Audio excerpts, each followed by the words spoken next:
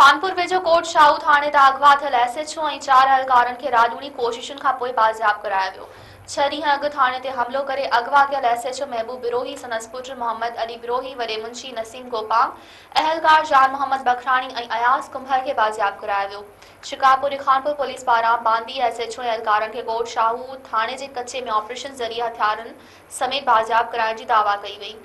Police जो चवणु आहे त धाड़ियल अब्दुल हक बडाणी जे ठिकाणनि खे निशानो बणायो वियो। मुक़ाबले दौरान ॾोहारी बांदी अहलकारनि खे छॾे राति जी ऊंदाहि में ऐं घाटे झंग जो फ़ाइदो खणी फरार थी विया।